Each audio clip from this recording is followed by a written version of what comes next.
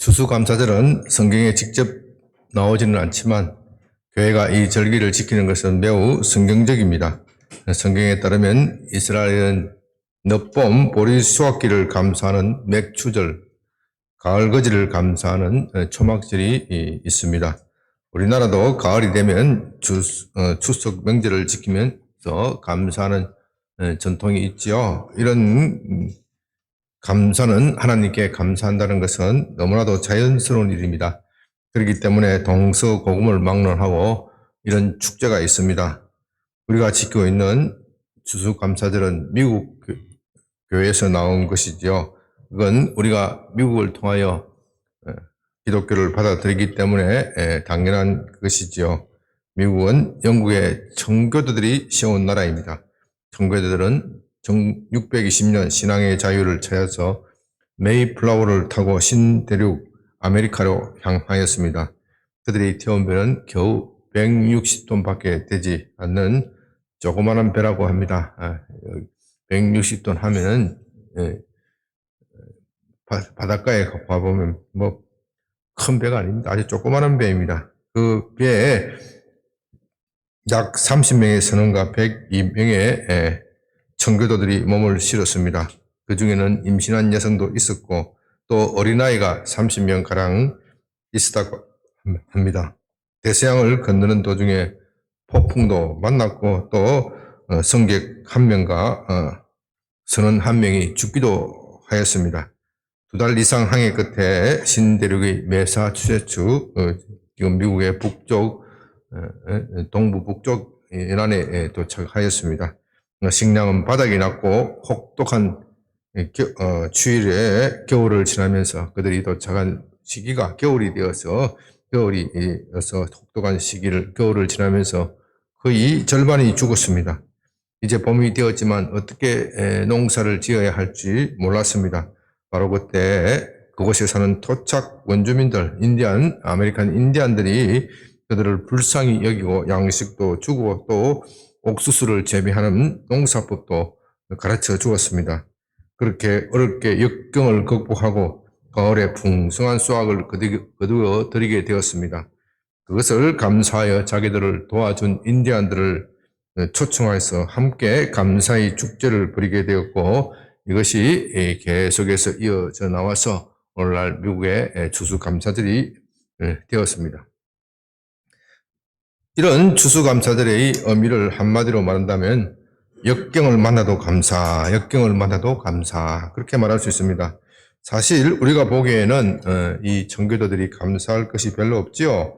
신앙의 자유를 지키기 위하여, 신앙의 자유를 위하여 도피하고자 하였다면 하나님이 지켜주셔야 할 것이 아닙니까? 그런데 가는 길이 험하기만 합니다. 풍랑을 만나서 배 안에서 죽고 혹독한 겨울을 만나서 절반이 굶어 죽습니다. 누가 이런 상황에서 감사할 수 있습니까? 하나님, 왜 우리를 버리십니까? 그렇게 불평해야 할 것 같습니다. 그러나 만일 그랬다면 오늘의 미국도 없었을 것입니다. 그들은 그런 역경 속에서도 감사했습니다. 신대륙에 도착한 것에 감사하였고 겨울에 난 것에 감사하였고 살아남은 사람이 절반이나 된 것에 감사하였습니다. 그런 것을 보면 미국 사람들은 참 감사를 잘해요. 조그마한 도움을 베풀어도 땡큐가 아주 입에 붙어 있습니다. 저는 동남아시아나 중앙아시아 이런 사회주의 국가를 많이 돌아다니는 편인데 그 나라 사람들은 참 감사에 인색합니다. 친절을 베풀어도 당연한 것으로 여겨요. 국가로부터 배급받는 경제가 아주 섭성화되었으니 그런 것 같습니다. 그러나 감사가 없는 나라는 발전이 없습니다. 감사하지 않는 사회, 감사하지 않는 나라는 행복도 없고 발전도 없습니다. 그런데 우리나라 사정이 요즘 돌아가는 것을 보면 사람들이 입에 감사함이 좀 사라진 것 같습니다. 모든 불행을 부모 탓으로 돌리고 사회 탓으로 돌립니다. 공직자들은 사고가 터지면 남 탓하기에 바쁩니다. 사회가 너무도 각박해졌고 우리 국민 사이에 감사함이 사라진 것 같아서 참 안타깝습니다. 우리 그리스도인들은 그렇게 해서는 안 되죠. 우리는 항상 감사해야 합니다. 좋은 일을 만날 때도 감사해야지만 일이 안 될 때에도 감사해야 합니다. 아니, 일이 안 될 때는 더욱 감사해야 합니다. 어떤 사람들에게는 이것이 이상하게 들릴 것입니다. 어떻게 일이 안 풀리는데 감사할 수 있을까? 그건 맹목적인 신앙이다. 그렇게 말할 것입니다. 그러나 그렇지 않습니다. 기독교 신앙은 맹목적인가는 거리가 멉니다. 성경은 절대로 우리에게 맹목적으로 이유도 모르고 믿으라 그렇게 말하지 않습니다. 먼저 우리에게 믿어야 할 이유를 말씀하시고 설명하면서 믿으라고 말씀합니다. 감사도 마찬가지입니다. 먼저 감사해야 할 이유를 말하고 그런 다음 감사하라고 명령합니다. 오늘 추수감사절을 맞이하여 왜 우리가 항상 감사해야 하는지 그 이유에 대해서 살펴보고 늘 감사하는 여러분이 되시기 바랍니다. 첫째로 우리가 알아야 할 것은 그리스도인의 삶 자체가 광야 생활이라는 겁니다. 많은 사람들은 예수님을 처음 믿을 때 장밋빛 인생을 그립니다. 나는 예수님을 믿었다. 마침내 믿었다. 모든 것이 끝났다. 예수님이 나의 모든 것을 지켜주실 것이다. 나는 이제 고통에서 해방되었고 행복한 일만 남아있을 것이다. 그렇게 생각하고 또 그렇게 기대합니다. 또 전도하는 사람들도 그런 말을 하기도 합니다. 그러나 이것은 사실이 아닙니다. 물론 그 말이 완전히 틀렸다고 말할 수도 없지만 그 말만 가지고는 그리스도인의 삶의 모습, 진정한 모습을 그려낼 수가 없습니다. 우리는 예수님을 믿을 때 그런 것, 그래 예수님의 천국을 약속받았지만 그것이 아직 실현된 것이 아닙니다. 다시 말해서 우리는 지금 천국으로 가고 있지 천국에 도착한 것이 아닙니다. 우리는 이 점을 분명히 해야 합니다. 우리는 행복의 나라로 가고 있는 것이지 그 나라에 도착한 것이 아닙니다. 우리가 가는 길에는 그 길을 가지 못하도록 하는 무수한 장애물들이 있습니다. 우리는 그 장애물들을 극복하면서 나아가야 합니다. 그것을 광야 생활이라고 부르는 겁니다. 그 장애물은 때로는 우리를 둘러싼 환경이 될 수도 있고 때로는 나 자신이 될 수도 있습니다. 우리를 둘러싼 환경이란 우리가 삶에서 느끼는 여러 가지 부족함을 말하는 것입니다. 대표적인 것이 재물이지요. 재물이 좀 더 있었으면 좋겠다. 그러나 우리의 삶에서는 그렇지 못합니다. 그러나 재물이 많다고 하더라도 유익한 것도 아닙니다. 그 재물 때문에 천국을 포기하고 이 땅에 주저앉은 사람들이 얼마나 많이 있습니까? 또 나 자신 안에 있는 탐욕이 천국에 가지 못하도록 방해합니다. 안타깝게도 자기 안에 있는 탐심을 물리치지 못하고 천국으로 가는 길을 포기하는 사람이 얼마나 많은지 모릅니다. 그래서 나 자신이 나의 적이 될 수도 있습니다. 무엇보다도 악한 마귀가 우리의 가는 길을 방해합니다. 마귀는 우리 눈에 보이지 않지만 우리가 천국 가는 길을 몹시도 싫어합니다. 우리는 이런 장애물들을 다 이기고 마침내 이겨야 천국에 이를 수가 있는 겁니다. 너무 일찍 샴페인을 터뜨리다간 낭패를 당할 수가 있습니다. 그런 어리석음을 범하지 말아야 합니다. 많은 사람들이 기독교를 오해하고 있습니다. 우리는 아직 천국에 도달한 것이 아닙니다. 이것은 이집트를 탈출한 이스라엘 백성들과도 같습니다. 그들은 하나님이 약속하신 땅 가나안으로 가야 합니다. 그러나 그들이 이집트 땅을 탈출하였다고 해서 바로 가나안으로 직행하는 것이 아닙니다. 그들 앞에는 광야가 놓여 있습니다. 광야는 참으로 험악한 곳이죠. 사람이 살 곳이 못 됩니다. 낮에는 뜨거운 태양이 이글거리고 밤에는 뼈까지 스며드는 추위가 엄습합니다. 풀포기조차도 찾기 어렵고 물도 없고 양식도 없습니다. 우리는 출애굽기 강해를 통하여 그것을 살펴보았습니다. 어떤 목사님이 성지순례를 다녀와서 이런 말을 하는 것을 들었습니다. 그분은 성지순례를 가기 전에 참 이스라엘 족속을 이상하게 생각했다는 겁니다. 도대체 어떻게 먹은 백성에게 하나님께서 그렇게 은혜를 주셨는데 불평하는가? 하나님이 이집트에 10가지 재앙을 내려 벌을 하시고 그들을 구출하셨다. 낮에는 구름기둥, 밤에는 불기둥으로 인도하시고 만나와 메추라기로 먹이셨다. 그처럼 하나님이 특별히 보살폈는데 어떻게 불평할 수 있을까? 참 독종이다, 이상한 민족이다, 그렇게 생각했다는 겁니다. 그러나 이스라엘 현지를 다녀와서 생각이 달라졌다고 합니다. 그 장렬하는 태양에, 그 자결하는 태양에 한나절만 서 있다 보니 이스라엘이 불평하는 것이 이해가 되더라는 겁니다. 가만히 서 있어도 땀이 비오듯이 쏟아지고 짜증이 나고 갈증이 나서 견딜 수가 없다는 겁니다. 광야 생활이라는 것은 그런 것입니다. 쉬운 것은 아무것도 없습니다. 저는 이런 광야 생활을 한마디로 정의하라면 하나님이 없으면 살 수 없는 곳, 하나님이 없으면 하나님 없이는 살 수 없는 곳, 하나님 없이는 살 수 없는 곳 이라고 말하겠습니다. 정말 광야는 하나님이 없으면 한시도 살 수 없는 곳입니다. 광야에서는 하나님의 도움을 받아야 살 수 있습니다. 둘째로 우리는 그렇기 때문에 광야에서 하나님을 찾기 시작합니다. 이것이 참 매우 중요합니다. 우리는 광야를 가야 하나님을 찾고 또 하나님을 찾아야 만날 수 있습니다. 하나님은 찾는 사람이 만나는 겁니다.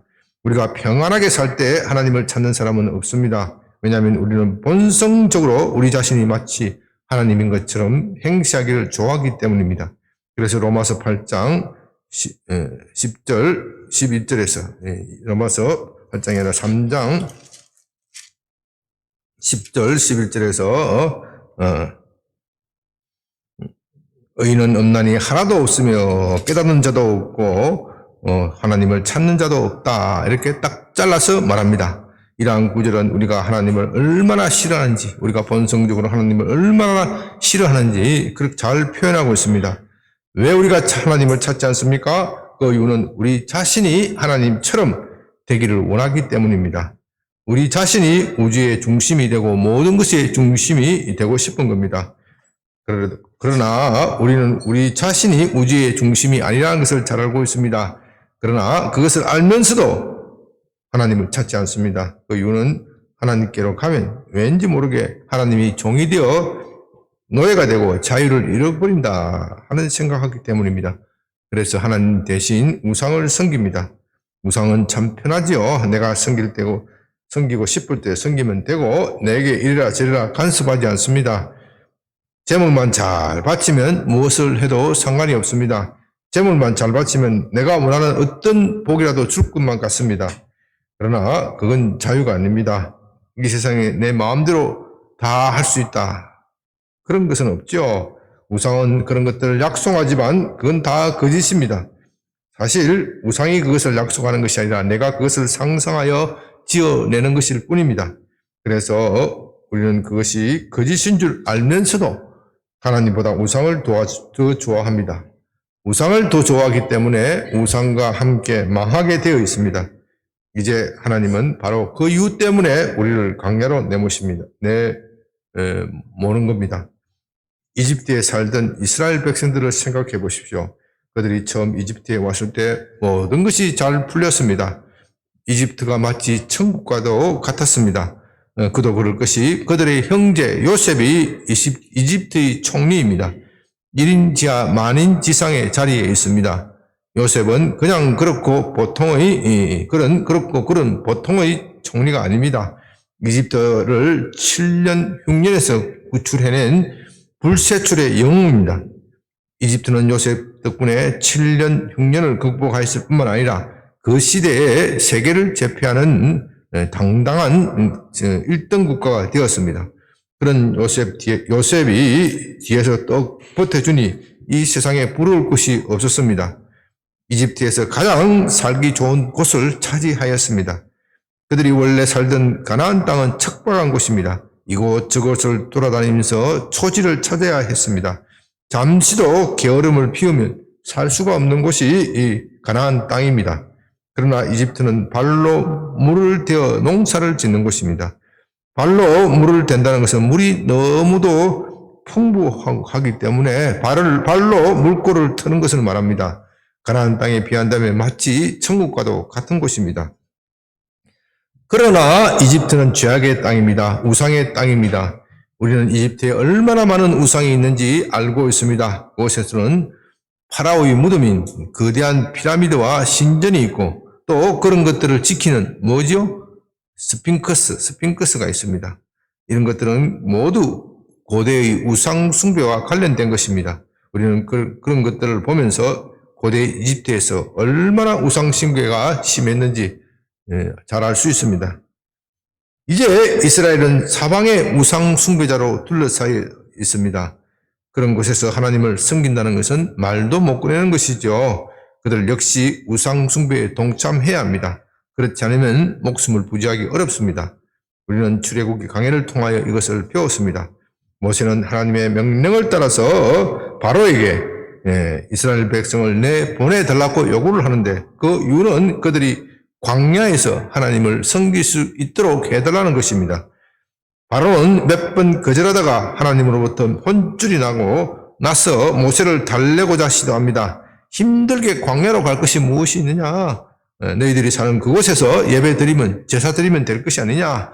그것은 매우 합리적으로 보이죠. 그러나 모세는 출애굽기 8장 26절에서 이렇게 말하면서 굳이 광야로 가겠다고 합니다. 그리하면 부당하나이다.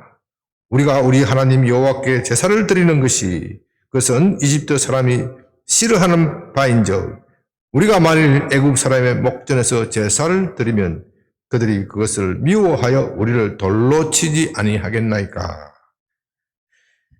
이집트 땅은 우상으로 깊이 물든 곳입니다. 그곳에는 어디서나 우상이 있습니다. 도시 한가운데에서도 우상이 있습니다. 그런데 그들이 사는 한가운데 이스라엘 백성들이 여호와 하나님을 섬긴다 하면서 제사를 드리면 이집트 사람들이 가만히 두겠느냐 하는 겁니다. 그들이 집단으로 몰려와서 깽판 치고 돌로 이스라엘 사람들을 쳐 죽일 것입니다. 다시 말해서 회개도의 성지인 메카나 메디나에 교회를 짓고 예배를 드린다면 무슬림들이 가만히 있겠느냐 하는 겁니다. 그러니 이스라엘 사람들은 이집트에서 하나님을 찾지 않았습니다. 찾지 않았으니 어떻게 돼요? 하나님을 만나지 못하였습니다. 하나님을 만나지 못하니 하나님의 도움을 받지 못하였고 노예로 살 수밖에 없었습니다. 그렇게 노예로 살면서 비로소 이집트가 천국이 아니라 지옥임을 깨닫기 시작합니다. 이제 그들은 하나님을 만나야 합니다. 하나님을 만나야 자신들의 문제가 근원적으로 해결될 수 있습니다. 하나님을 만나기 위해서는 어디로 가야 돼요? 광야로 가야 합니다. 광야로 가야 합니다. 그래서 하나님은 그들을 광야로 내모십니다. 우상 숭배가 성한 나라에는 자유가 없습니다. 언제나 권력자들이 국민을 착취합니다. 신은 그들이 권력을 유지하는 방편에 불과합니다. 이제 이스라엘 백성은 이집트의 노예가 되어 신전을 짓는 일, 우상을 만드는 일에 동원됩니다. 얼마나 참 가련한 일입니까? 하나님의 백성이 우상을 만드는 그 거대한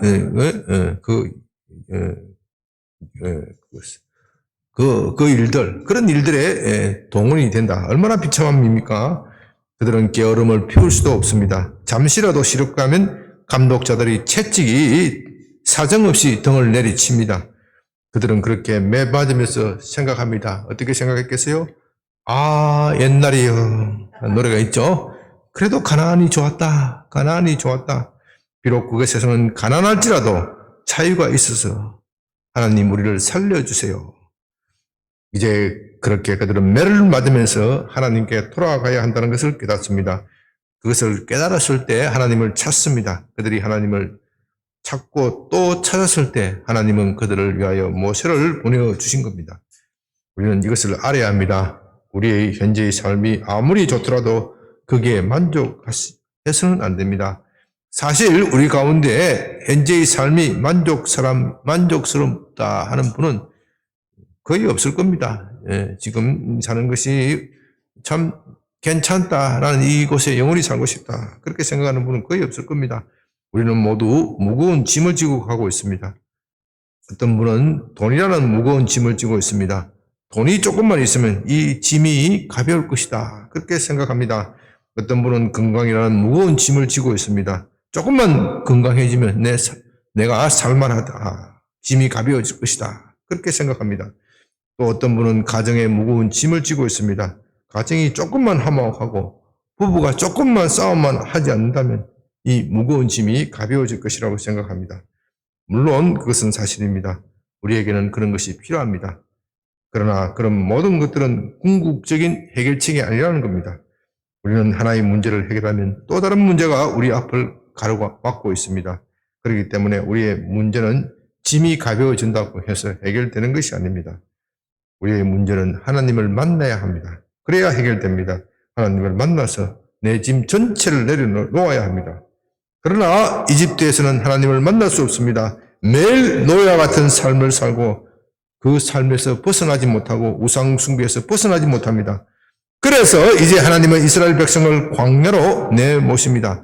그곳에는 뜨거운 태양, 맹렬한 추위, 정갈이 득실거리는 위험한 곳이지만 하나님을 만날 수 있습니다. 왜냐하면 그곳에서는 하나님이 없으면 잠시라도 살 수 없기 때문입니다. 그래서 우리는 광야를 만나면 하나님을 찾습니다. 찾고 또 찾습니다. 참으로 역설적인 것은 하나님을 찾는 자가 만난다는 겁니다. 하나님은 자기를 찾지도 않는 사람을 만나는 것이 않습니다. 잠언 8장 17절에서 나를 사랑하는 자들이 나의 사랑을 입으며 나를 간절히 찾는 자가 나를 만날 것이다. 그렇게 말했습니다. 하나님을 간절히 찾는 자가 만납니다. 광야에서는 하나님을 간절히 찾을 수밖에 없습니다. 왜냐하면 그곳에서는 하나님 없이는 한시도 한순간도 살 수 없기 때문입니다. 그래서 하나님은 우리를 광야로 내모십니다. 광야에 살면서 광야 생활을 하면서 하나님을 간절히 찾게 만듭니다. 우리는 그런 과정을 통해 하나님을 알게 됩니다. 하나님이 우리의 아버지이심을 알게 되고 하나님이 나의 보호자가 되고 나의 모든 짐을 날마다 지시는 분임을 알게 됩니다. 셋째로 우리는 그래서 감사해야 한다는 겁니다. 우리는 광야에서 하나님을 만나고 그분을 알게 되고 그분과 친밀해집니다. 그래서 마침내 광야 생활이 저주가 아니고 축복임을 알게 되는 겁니다. 그래서 우리는 감사하는 것입니다. 이것을 잘 설명하는 것이 오늘 본문 로마서 8장 28절입니다. 우리가 읽었죠? 다시 한번 읽어볼까요? 시작. 우리가 알거니와 하나님을 사랑하는 자, 곧 그 뜻대로 부르심을 입은 자들에게는 모든 것이 합력하여 선을 이루느니라. 이런 구절은 외워놓는 것이 참 좋습니다. 이 말씀의 의미는 참으로 깊습니다. 우리가 인생에서 일어나는 일은 우리가 잘 아는 것 같지만 사실은 잘 모릅니다. 우리 생각에는 복인 것 같지만 재앙일 수도 있고요. 그 반대로 재앙인 것 같지만 복이 될 수도 있습니다. 이럴 때 하는 말이 있죠. 인생만사 세옹지마. 중국 어느 변방에 세옹이라는 노인이 살았다고 합니다. 그 노인이 키우던 말이 도망을 갔습니다. 동네 사람들이 참 안 됐다 그렇게 위로했지만 이 세옹 할아버지는 글쎄요 라고 답했습니다. 잠시 후에 그 말이 어떻게 됐죠? 짝을 데리고 왔습니다. 그래서 이번에는 동네 사람들이 참 잘 되었어요 하고 축하해 주었습니다. 그런데 세옹은 역시 글쎄요 하고 대답했다고 합니다.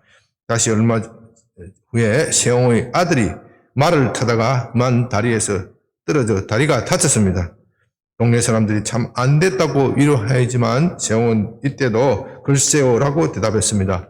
얼마 후 전쟁이 일어나서 동네 젊은이들은 다 끌려가서 죽고 부상당하고 이렇게 왔지만 다리를 다친 세옹은 무사히 집에서 아주 끌려가지 않고 건강하게 살았다고 하는 겁니다.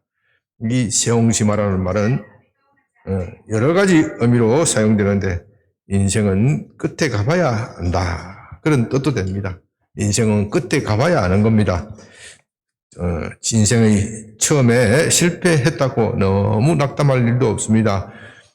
그것이 화가 될지 복이 될지 우리는 아직 모릅니다. 끝까지 가봐야 아는 겁니다. 이제 믿지 않는 사람들도 그런 말을 할 줄 아는 지혜가 있습니다. 그러나 우리 믿는 사람은 그것이 막연한 지혜가 아니라 확실한 겁니다. 우리 인생에서 일어나는 모든 일은 우리의 유익을 위한 것입니다. 설령 우리가 당하는 실패조차도 사실은 우리의 유익을 위한 것입니다. 이것이 로마서 8장 28절에서 말하는 겁니다. 행복이나 불행 모두 우리를 위한 것입니다. 저는 지금까지 살아오면서 그것을 참 많이 경험합니다. 저는 원래 고등학교 다닐 때까지 공부를 잘 하는 편입니다. 저희 부모님 입장에서 볼 때는 고려대학에 들어간 것이 참 실패입니다. 그러나 고려대학에 들어갔기 때문에 자존심이 상해서 이를 악물고 사법시험에 몰두하였습니다. 그래서 대학에 졸업하던 해 사법시험에 합격하여 소년 등과했다, 이런 소리를 들었습니다. 물론 그건 하나님의 은혜이기도 하지만 저 자신도 열심히 한 것도 사실입니다. 그런데 그것이 전부가 아닙니다. 저는 지금 돌이켜보면요, 제가 사법시험에 일찍 합격하였기 때문에 이런 것도 많이 있습니다. 그것 때문에 얼마나 교만해졌는지 모릅니다. 인생을 너무 쉽게 생각하는 버릇이 생겼습니다. 제가 사법시험에 몇 번 실패하고 윤 대통령처럼 몇 번 실패했어요? 9번 실패하고 그랬다면 저의 인생이 달라질지도 모릅니다. 아마 대통령 자리가 제 자리가 됐을지도 몰라요. 너무 어린 나이에 합격하여 처리 없이 행동한 것이 참 지나고 나면 많이 후회가 됩니다. 뒤늦게 뉘우치고 목회자가 된 것만도 참 감사한 일입니다. 그런 것을 여러 차례 겪습니다. 아니, 인생이란 늘 그런 겁니다. 지금 잘 나가는 것 같지만 그 잘 나가는 것 때문에 어떻게 해요? 교만해지고 나중에 불행해질 수 있습니다. 반대로 지금 불행한 것 같지만 나중에 그것이 약이 됩니다. 그 불행을 딛고 일어서게 되고 마침내 이런 것을 되찾을 뿐만 아니라 더욱 큰 것도 없습니다. 더욱 큰 것도 없습니다. 그래서 어떻게 해요? 끝까지 가봐야 하는 겁니다. 예수 안 믿는 사람들도 그것을 알고서 세옹지마라는 고사도 만들어내었고 또 일희일비하지 말라 하는 말도 합니다. 일희일비란 좋은 일이 생겼을 때 너무 좋아하지 말고 슬픈 일이 생겼다고 해서 너무 슬퍼하지 말라는 겁니다. 그들은 인생을 살면서 막연하게 그것을 지혜로 얻었다면 우리에게는 더욱 확실한 것이 있습니다. 그것은 하나님이 우리를 광야로 내몰았다는 것입니다. 그 이유는 우리로 하여금 하나님을 찾게 하도록 하기 위함입니다. 그래서 광야를 만나는 것은 불행한 일이지만 그 광야에서 하나님을 만나는 것은 복입니다. 그것을 깨닫게 하는 것이 로마서 8장 28절의 말씀입니다. 이제 다시 이스라엘 광야 생활로 한번 돌아가 봅시다. 그들은 그 뜨거운 태양 아래 견딜 수가 없었습니다. 하나님께 불평하면서도 하나님 좀 어떻게 해주세요. 이 뜨거운 태양 때문에 못 살겠습니다. 그렇게 말했더니 어떻게 되었어요? 갑자기 하늘에서 구름이 나타납니다. 사막에서 구름이 나타나는 거, 이게 보통 일이 아니죠. 구름 한 점 없는 사막에서 구름이 나타나서 그들을 덮어서 서늘하게 해줍니다. 밤에 너무 추워서 견딜 수가 없습니다. 그래서 역시 하나님께 불평하면서 어떻게 좀 해달라고 합니다. 하나님 좀 능력도 많으신다는데 왜 이렇게 꼭 이렇게 살아야 됩니까? 그랬더니 어떻게 돼요? 구름 기둥이 불기둥으로 되어 따뜻하게 감쌉니다. 얼마나 행복한지 모릅니다. 먹을 것이 없어 하나님을 찾았더니 하늘에서 만나가 내리고 마실 것이 없어 하나님을 찾았더니 반석에서 물이 나옵니다. 고기를 먹지 못하여 하나님을 찾았더니 메추라기가 날아들어 고기를 실컷 먹게 합니다. 그들이 이제 깨닫습니다. 아, 내가 현재 어려움을 겪는다고 해서 불평할 일이 아니구나. 하나님을 찾으면 어떻게 해요? 모든 것이 해결되는구나. 하나님은 멀리 계신 것이 아니라 내 곁에 가까이 계시는구나. 그것을 깨달으면서 이제 밤낮으로 하나님을 찾게 됩니다. 하나님을 위기를 만나면, 내가 풀 수 없는 난제를 만나면 하나님을 찾게 됩니다. 그렇게 하나님을 찾을 때 그들은 하나님을 만나게 됩니다. 하나님을 만나면서 하나님과 사귀면서 점점 하나님을 닮은 사람이 되어 갑니다. 하나님의 아들이 하나님의 자녀가 되어 가는 겁니다. 바로 이것이 하나님의 뜻입니다. 하나님께서 그들에게 가나안 땅을 주신 것은 결코 또 다른 이집트 제국을 만들라, 그것이 아닙니다. 그들이 하나님의 자녀로 훈련을 받지 못한다면 가나안 땅도 죄악의 땅이 될 것입니다. 그들이 이집트에서 배운 행실 그대로 행할 것입니다. 그들 가운데 파라오와 같은 절대 군주를 세울 것이고 그 절대 군주는 우상 숭배를 하면서 백성들을 못 살게 굴 것입니다. 그렇게 되면 가나안 땅이나 이집트 땅이나 다를 것이 없습니다. 가나안 역시 이집트와 같은 악의 소굴이 될 것입니다. 그래서 하나님은 그들이 가나안 땅에 들어가기 전에 광야 생활을 하게 하십니다. 광야 생활에서 하나님을 찾게 만들고 마침내 하나님을 만나서 하나님의 선하심을 경험합니다. 하나님의 인내를 배우게 됩니다. 그렇게 훈련을 받고 가나안 땅에 들어가서 그곳에 하나님이 원하는, 하나님이 바라시는 그 나라를 세우게 되는 겁니다. 이것이 광야 생활의 참된 의미입니다. 이제 이것을 우리 그리스도인의 삶에 적응해야 합니다. 우리는 이대로 천국 갈 수가 없습니다. 우리의 악한 성품 그대로 천국에 들어갔다는 그 천국도 어떻게 되겠어요? 악의 소굴이 될 것입니다. 그래서 하나님은 우리를 먼저 광야로 내모시는 겁니다. 그래서 우리의 믿음 생활, 우리의 신앙 생활, 우리의 인생 자체가 광야 생활입니다. 우리는 역경을 만나고 고난을 겪습니다. 그 역경과 고난 속에서 하나님이 없으면 못 사는 것을 경험하게 됩니다. 그래서 하나님을 찾고 마침내 하나님을 만나게 됩니다. 그것을 역설적으로 표현하는 것이 로마서 8장 28절입니다. 그리스도인들에게는 불행한 것이 없습니다. 왜냐하면 그 불행은 우리에게 복을 가져올 것이기 때문입니다.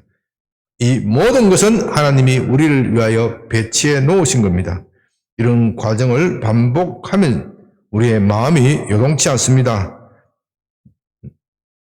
행복한 일을 만나도 정말 복을 갑자기 생각지도 않는 복을 만나도 들뜨지 않습니다. 불행한 일을 만나도 갑자기 생각지도 않는 불행한 일을 만나도 실망하지 않습니다. 흔히 말하는 일이 일비하지 않습니다. 명경지수와도 같게 됩니다.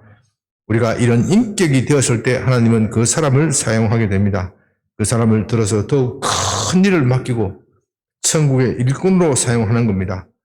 그래서 우리에게는 광야 생활에도 감사할 이유가 있는 겁니다.